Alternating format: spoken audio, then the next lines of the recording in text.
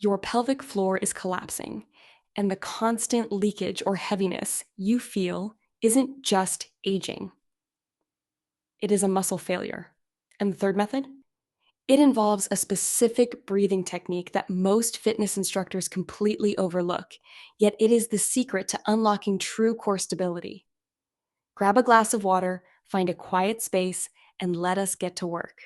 You might have heard about these muscles referred to as the pelvic floor, but it is more helpful to think of them as a muscular sling or a hammock that supports your bladder, your uterus, and your bowel. When that sling loses its tone, the body loses its foundation. In a 2022 study published in the International Urogynecology Journal, researchers found that women who consistently followed a progressive pelvic floor regimen saw a 40% reduction in urinary incontinence symptoms within just 12 weeks. That is nearly half the battle won, simply by engaging the right fibers. So, let us begin with your first easy win, something you can integrate into your routine today. The first move is the classic pelvic floor contraction, often called a Kegel, but the form matters more than anything else. You need to imagine you are trying to stop yourself from passing gas while also trying to stop the flow of urine. But here is the key. You must do it without tightening your glutes, your thighs, or your stomach muscles. Most people make the mistake of clenching their entire lower body. If you are squeezing your butt cheeks, you are missing the target. You should feel a lifting and a tightening sensation deep inside the pelvis, moving upward toward your belly button. Start by holding that lift for 3 seconds, then relaxing for 3 seconds. Repeat this 10 times. That is your foundational set. It is accessible, it is discreet, and you can do it while sitting at your desk or waiting in line at the grocery store. That works great for waking up the muscles, but what if I told you that isolation is only half the picture? Now, let us level up.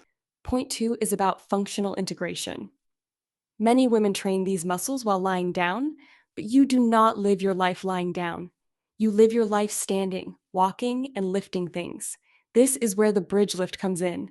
Lie on your back with your knees bent and feet flat on the floor. As you exhale, lift your hips off the ground, but simultaneously engage that pelvic floor lift you just learned. It is a synchronization of movement and muscle activation. Think of your pelvic floor and your deep abdominal wall as a team. When you lift your hips, you are forcing the pelvic floor to work against gravity. This builds strength that translates into real-world endurance. A study conducted by physical therapists in 2019 showed that adding pelvic floor engagement to standard glute bridges improved pelvic floor resting tone by nearly 25% compared to glute bridges performed without that activation. It is a simple shift, but it changes everything. If you are finding this helpful, hit subscribe. I drop videos like this every week to help you master your health. Stick around, because the last method is the one that really changes the game. Okay, so those two methods build strength and functional control. But have you ever noticed that you seem to leak or feel pressure when you cough, sneeze, or laugh?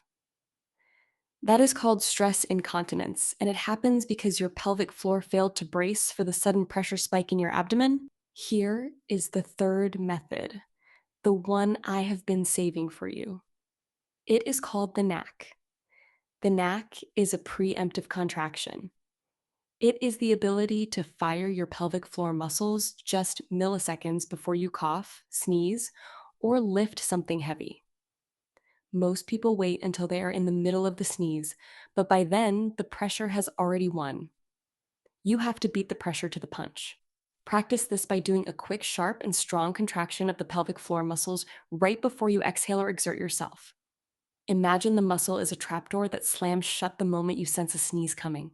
This technique is used by Olympic athletes and high-level powerlifters to maintain internal pressure and avoid injury.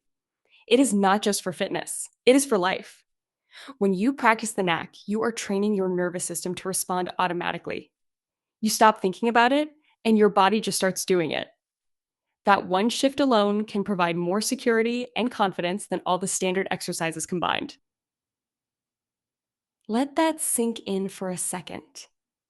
You are moving from a state of reacting to your body to a state of controlling it. The beauty of these three methods is that they build upon each other like a staircase. First, you find the connection with the basic contraction. Then you test that connection under movement with the bridge lift. Finally, you protect your body from external stress with the knack. It is a complete cycle of care. There is no magic pill or expensive machine that can replace the work your own muscles do every single day. The best part is that you do not need a gym membership, special equipment, or even an hour of free time. You have the tools within you right now. Consistency is the only variable that matters. If you commit to these 3 techniques for just 1 month, the improvement in your daily quality of life will be undeniable. Think about how much more freedom you will feel when you no longer have to worry about the limitations your body might have imposed on you in the past. You are building resilience one contraction at a time. So there you have it. 3 real ways to reclaim your pelvic health, and that final technique, the knack, is truly the key that unlocks the rest. If you got value from this, please share it with someone who needs to hear it and subscribe so you do not miss the next deep dive into your physical health. I have an even bigger topic coming next week about the connection between your posture and your organ health. You will not want to miss it. Remember, your body is capable of change at any age. Start small, be consistent, and watch how your life improves. See you in the next one.